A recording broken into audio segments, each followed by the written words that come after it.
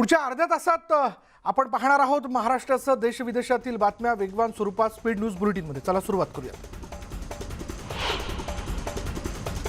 Petrol आणि डिझेलच्या दरात पुन्हा वाढ झालेली आहे आणि आपण जर लक्षात घेतलं पेट्रोल 84 पैशांनी महागलाय। मुंबईत पेट्रोल 116 रुपये 72 पैसे प्रति लिटरला त्या ठिकाणी त्याची विक्री होते, तर डिझेलसाठी प्रति लिटर 100 रुपये 94 पैसे मुंबईकरांना मोजावे लागतात। गोकुळकडून दूध उत्पादक शेतकऱ्यांना गुढीपाडव्याची एक भेट देण्यात आली आहे। गोकुळकडून दूध खरेदी दरात प्रति लिटर 2 रुपयांची वाढ करण्याचा निर्णय घेण्यात आला आहे। नवे दर हे 1 एप्रिलपासून लागू करण्यात येणार आहेत। डेक्कन क्वीन एक्सप्रेस अर्थात दख्खनच्या राणीचं रुपडं लवकरच पालटणार आहे। गाडीला LHB प्रकरणातील अत्याधुनिक नवे डबे जोडण्यात येणार आहेत आणि त्यामुळे गाडीतील प्रवास आणखी आरामदायक होऊ शकेल। मुंबई रेल्वे विकास महामंडळातर्फे MUTP2 आणि 3 अंतर्गत मुंबई उपनगरीय मार्गावर सुरू असलेल्या प्रकल्पांना राज्य सरकारकडून 1000 कोटी रुपये निधी मिळणं अपेक्षित आहे। मात्र गेल्या 3 वर्षात राज्य सरकारकडून हा निधी मिळालेला नाही, त्यामुळे या प्रकल्पांच्या कामावर परिणाम होण्याची शक्यता MRVC कडून वर्तवण्यात आली आहे।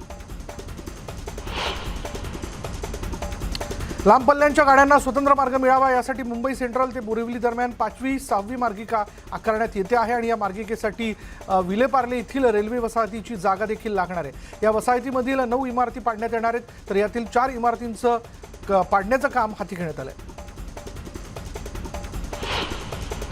भुसावळ रेल्वे मंडळातून उन्हाळ्याच्या पार्श्वभूमीवर प्रवाशांची वाढती गर्दी लक्षात घेता उन्हाळी विशेष गाडी जी ती चालवण्याचा निर्णय घेण्यात आला आहे। 1 एप्रिलपासून नवीन सेवा सुरू होईल। मुंबई ते बलिया आणि मुंबई ते गोरखपूर दरम्यान या गाड्या धावणार आणि या गाडीच्या एकूण 78 फेऱ्या होणार आहेत।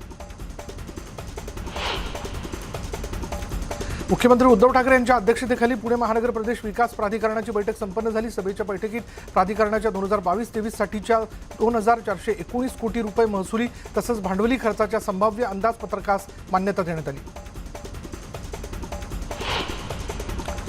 राज्याचे माजी मंत्री बबनराव लोणीकरांनी महावितरणच्या कर्मचाऱ्यांना धमकी दिल्याची क्लिप संपूर्ण राज्यात व्हायरल झाली आणि या क्लिपबाबत लोणीकरांनी स्पष्टीकरण देताना या ऑडिओ क्लिपमधील आवाज माझा नसून माझ्यावर केलेले आरोप खोटे असल्याचं त्यांनी म्हटलंय। तर दुसरीकडे क्लिप व्हायरल झाल्यानंतर लोणीकरांच्या घरात पुन्हा मीटर लावण्यात आलंय। आमदार शिवेंद्रराजे भोसले यांच्या वाढदिवसानिमित्त साताऱ्यातील पोवई नाका या ठिकाणी शिवरायांच्या पुतळ्यावर पुष्पवृष्टी करण्यात आली आणि यावेळी शिवेंद्रराजे भोसले यांच्या हस्ते छत्रपती शिवाजी महाराजांच्या पुतळ्याला दुग्धाभिषेक करण्यात आला। यानंतर महाराजांची आरती करून अनोख्या पद्धतीने शिवेंद्रराजेंनी त्यांचा वाढदिवस साजरा केला। मुंबई बंदराचा विकास करण्याची योजना अनेक वर्षांपासून रेंगाळलेली असून केंद्र सरकारने याकामी पुढाकार घ्यावा अशी मागणी शिवसेनेचे खासदार अरविंद सावंत यांनी बुधवारी लोकसभेत केली। मुंबई बंदराचा विकास करण्याची योजना आखण्यात आली होती, पण ही योजना रखडली आणि त्यामुळे आता ही योजना त्वरित पूर्ण करावी अशी मागणी जी आहे ती अरविंद सावंत यांनी केली आहे। गडचिरोलीमध्ये पेट्रोल डिझेल गॅससह इंधनाच्या वाढलेल्या दराच्या विरोधात राष्ट्रवादी काँग्रेस पक्षाकडून आंदोलन करण्यात आलं। स्थानिक इंदिरा चौकात राष्ट्रवादी काँग्रेसच्या कार्यकर्त्यांनी चक्क लाकडी चूल लावून त्यावर पोळ्या करून अनोख्या पद्धतीने आंदोलन करत वाढलेल्या इंधन दराचा निषेध व्यक्त केला। यावेळी राष्ट्रवादी काँग्रेस पक्षाच्या कार्यकर्त्यांकडून केंद्र सरकारच्या विरोधात घोषणाबाजी करण्यात आली।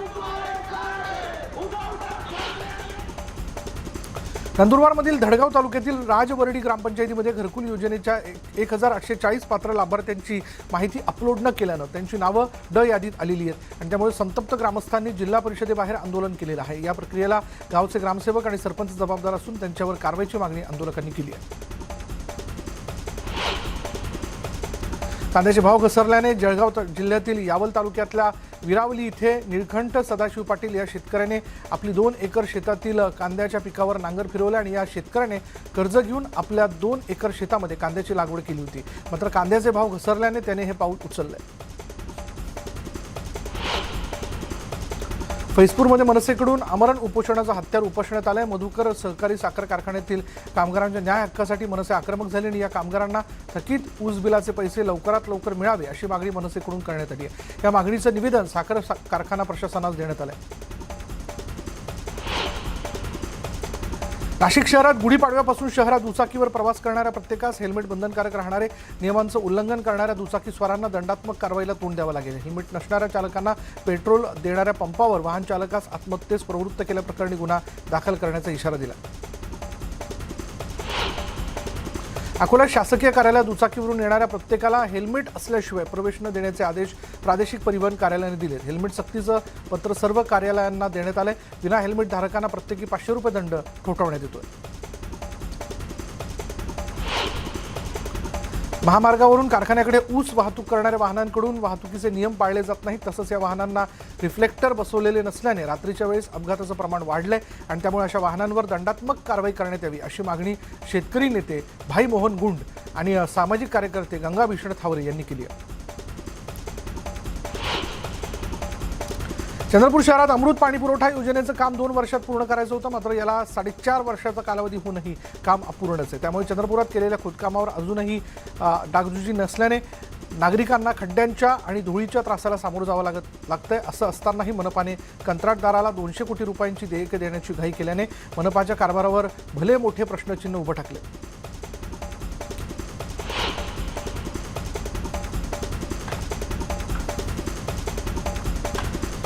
भंडाऱ्यात एक ग्रामसेवक दारूच्या नशेत असल्याचा प्रकार समोर आला होता आणि त्या ग्रामसेवकाला कारणे दाखवा नोटीस बजावण्यात आली आहे. मात्र जोपर्यंत सदर ग्रामसेवकाला हटवलं जात नाही तोपर्यंत ग्रामपंचायतनं उघडण्याचा निर्णय विरसी वासियांनी घेतला. कोल्हापुरात उच्चदाब वाहिनीवर लोखंडी साखळी टाकल्याने वीज पुरवठा खंडित केल्याचा प्रकार घडला. ऐन उन्हाळ्यात 38,000 ग्राहकांचा 2 तासांसाठी वीज पुरवठा खंडित केल्याने चांगलीच तारंबळ उडाली आणि त्यामुळे महावितरणचे 1,25,00,000 नुकसान झालं असून अज्ञाताविरोधात गुन्हा दाखल करण्यात आला. नाशिकच्या साहित्य संमेलनावर 3,44,00,000 अधिक खर्च झाला. संमेलनाचा जमा खर्च सुमारे 3 महिन्यानंतर संमेलनाचे आयोजक लोकहितवादी परिवाराच्या वतीने जाहीर करण्यात आला. उर्वरित 13,16,645 रुपये लोकहितवादीकडे जमा राहणार असल्याची माहिती देण्यात आली. वस्तू आणि सेवा करामुळे जकातीचं उत्पन्न घटल्यामुळे मालमत्ता करावर मदार असलेल्या मुंबई महापालिकेला यावर्षी सर्वाधिक वार्षिक उत्पन्न मिळाले. 2021-22 या आर्थिक वर्षात महापालिकेने मालमत्ता कराची 100% अधिक वसुली केली. तर बुधवारपर्यंत 5,200 कोटी रुपये महापालिकेच्या तिजोरीत जमा झालेत. आर्थिक वर्षाच्या शेवटच्या दिवशी यात आणखी 200 कोटींची भर पडण्याची शक्यता आहे. मेट्रोसाठी आरे वसाहतीमधील झाडं कापण्यावरून राजकारण रंगलेलं असताना आता या वसाहतीमधील झाडांच्या फांद्या मेट्रोच्या कामांसाठी कापण्यात येणार आहेत. सुमारे 111 झाडांवर फांद्या छाटण्यासाठी नोटीस लावण्यात आलेली आहे. इतकंच नाही तर या फांद्या कापण्यासाठी रस्ताही बंद करण्यात आला आहे आणि त्यामुळे रहिवाशांमध्ये संतापाची लाट पसरली आहे. मुंबई शहर आणि उपनगरांमध्ये गेल्या 5 वर्षात झालेल्या आगीच्या दुर्घटनांपैकी जवळपास 75% दुर्घटना सदोष विद्युत प्रणालीमुळे घडल्याचं महापालिकेच्या पाहणीतून स्पष्ट झालंय. सदोष वीज प्रणालीमुळे 20,000 अधिक आगीच्या दुर्घटना घडल्याचं आकडेवारीवरून समोर आलं आणि त्यामुळे आता बहुमजली इमारतींमधील अग्निप्रतिबंधक यंत्रणेच्या तपासणीच्या धर्तीवरच विद्युत प्रणालीचं नित्यनियमाने लेखापरीक्षण करण्याचा निर्णय महापालिकेने घेतला. नवी मुंबई महापालिकेने आता झोपडपट्टीतील विद्यार्थी आणि वाचनाची आवड असलेल्या नागरिकांसाठी झोपडपट्टी इथे शाळा आणि शाळा तिथे वाचनालय अशी एक संकल्पना राबवण्याचा निर्णय घेतला. वाचन सर्वांचीच आवड व्हावी यासाठी महापालिकेने विशेष वाचनालय आराखडा तयार केला. वसई पूर्वेला मार्च महिन्यातच पाणी टंचाई निर्माण झाली आहे. अमृत योजनेचं काम रखडल्यानं या भागात अजूनही महापालिकेचं पाणी पोहोचलेलं नाही आणि त्यामुळे उन्हाळा सुरू होतो न होतो तोच इथे पाणी टंचाई निर्माण झाली आहे. ठाणे शहराला पाण्याचा वाढीव पुरवठा व्हावा यासाठी भातसा धरणातून 100 दशलक्ष लिटर पाणी देण्याच्या प्रयत्नांना यश आलेलं नाहीये. भातसामधून उचल देण्याचा निर्णय मुंबई महापालिकेकडे प्रलंबितच आहे. लोकसंख्येच्या तुलनेत हा पाणी पुरवठा कमी पडत असल्यामुळे विशेषतः घोडबंदर वागळी इस्टेट परिसरात सातत्याने पाणी टंचाई जाणवू लागली आहे. मध्य भारतासह महाराष्ट्रात उन्हाच्या तीव्र झळा जाणवत आहेत. विदर्भ आणि मध्य महाराष्ट्रात उष्णतेची लाट सुरू झाली असून या भागांसह मराठवाड्यात पुढील 3 दिवस उष्णतेच्या लाटेचा इशारा हवामान विभागानं दिला. विदर्भ आणि मध्य महाराष्ट्रात उष्णतेची लाट सुरू झाली असून या भागांसह मराठवाड्यात पुढील 3 दिवस उष्णतेच्या लाटेचा इशारा हवामान विभागानं दिला आहे. तर चंद्रपुरात तापमानाचा पारा 44.2 अंश सेल्सिअसवर गेला असून हे देशातील उच्चांकी तापमान आहे आणि त्यामुळे उकाड्याने नागरिक हैराण झालेत.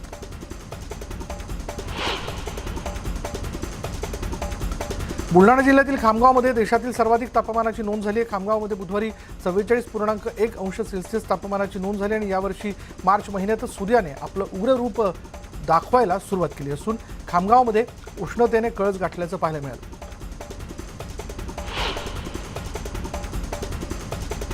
औरंगाबादमध्ये उन्हाचा पारा वाढला असून त्याचा त्रास प्राण्यांना देखील होतोय आणि यासाठी मनपानं प्राणी संग्रहालयातील वाघोबांच्या तैनातीत नवीन कूलर दाखल केलेत आणि त्याचप्रमाणे थंड पाण्याचे फवारेही मारले जातात. त्यामुळे या वाघांना थोडा गारवा मिळतोय.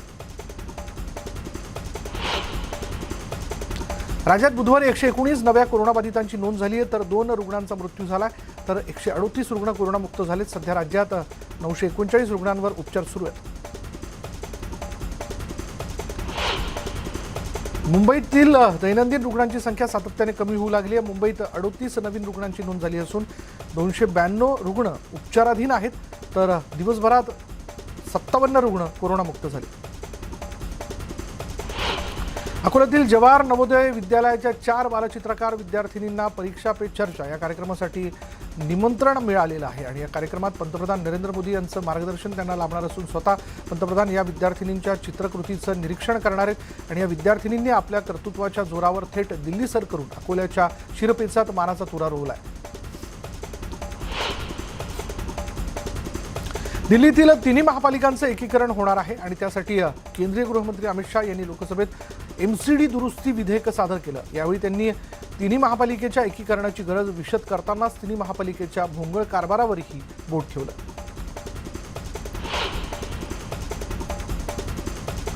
पेट्रोल, डिझेल आणि स्वयंपाकाच्या गॅसच्या दरवाढीवरून राष्ट्रवादी काँग्रेसच्या खासदार सुप्रिया सुळे यांनी संसदेत केंद्र सरकारवर निशाणा साधला. भाजीचे भाव घरी जा आणि वहिनीला विचारा, आज त्या तुम्हालाही बोलतील. आता काही दिवसांपूर्वीच होळी केलेली आहे आणि त्यामुळे वाईट वाटून घेऊ नका असा टोला सुप्रिया सुळेंनी लगावला. बिहारमधील 6 वर्ष जुन्या दारूबंदी कायद्यातील सर्वात मोठ्या दुरुस्तीला विधानसभेनं मंजुरी दिली आहे. विधिमंडळाच्या मंजुरीनंतर हे विधेयक जे ते राज्यपालांकडे पाठवलं जाईल. राज्यपालांच्या मंजुरीनंतर बिहारमध्ये दारूबंदी दुरुस्ती विधेयक 2022 मध्ये लागू होईल.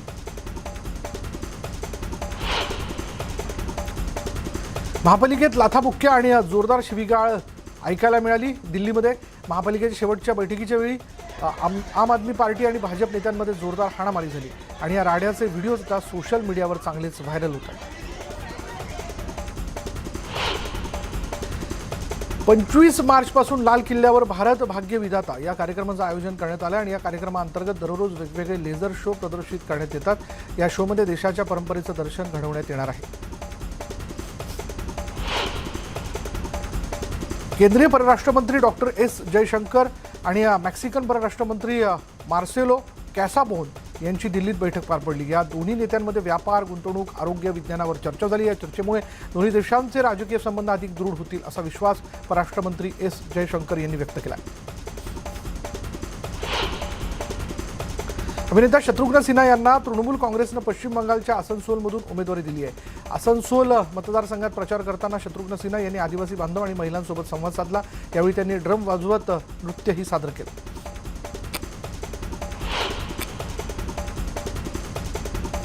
पंतप्रधान नरेंद्र मोदी यांच्या अध्यक्षतेखालील सुरक्षा कॅबिनेट समितीने 15 स्वदेशी लाईट अटॅक हेलिकॉप्टर खरेदीला मंजुरी दिली आहे. HAL कडून 3,387 कोटींना हे हेलिकॉप्टर खरेदी केली जाणार आहेत आणि यातील 10 हेलिकॉप्टर हवाई दलासाठी आणि 5 भारतीय लष्करासाठी असणार आहेत. लष्कर प्रमुख जनरल MM नरवणे आज लखनौ इथल्या सेंट्रल कमांडमध्ये आयोजित 3 दिवसीय विचारमंथन सत्रात सहभागी होतील. लष्कराचे उपप्रमुख लेफ्टनंट जनरल मनोज पांडे तसंच इतर लष्कर IAF कमांड्सचे कमांडर इन चीफ यांच्यात चर्चा होईल.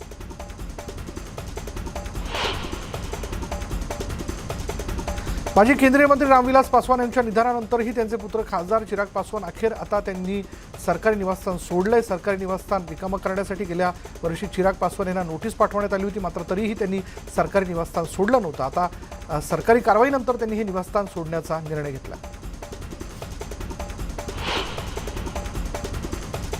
केजरीवालांनी काश्मीर फाईल्स चित्रपटाबाबत केलेल्या वक्तव्यावरून भाजप कार्यकर्त्यांनी केजरीवालांच्या घराबाहेर तोडफोड केली।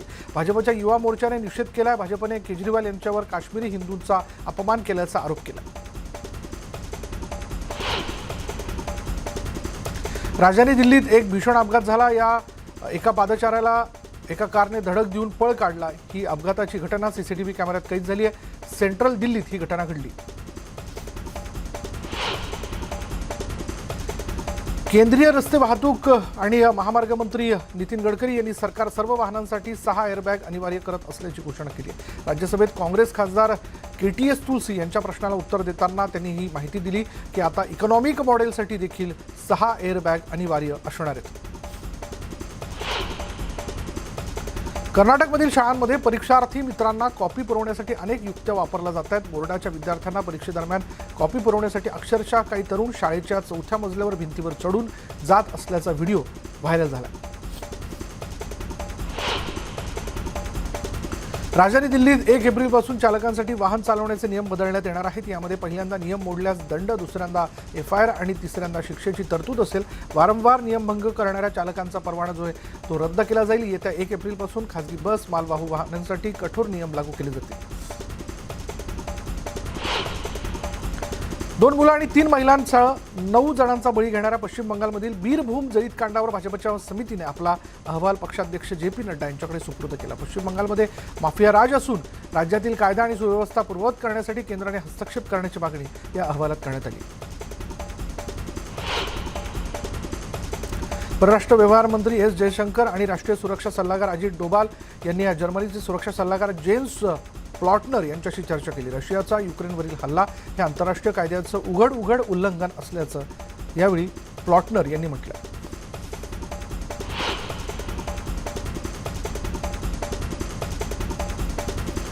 राजपाल यादवने त्याच्या इंस्टाग्रामवर त्याच्या वर्कआउटचा व्हिडिओ शेअर केला आहे। राजपालचा हा कॉमेडी वर्कआउट पाहून चाहत्यांना हसू आवरलं नाही। राजपालच्या व्हिडिओला सोशल मीडियावर चाहत्यांकडून पसंती मिळाली। बॉलिवूड अभिनेता आणि सुपर मॉडेल मिलिंद सोमण याच्या फिटनेसमुळे नेहमीच तो चर्चेत असतो आणि आता मिलिंदच्या आईचा व्हिडिओ सोशल मीडियावर व्हायरल होतोय। 25 वर्षांनंतर त्यांनी बीचवर सायकलिंग करून सर्वांना आश्चर्यचकित केलं। मिलिंदने शेअर केलेला हा व्हिडिओ सोशल मीडियावर प्रचंड व्हायरल झाला।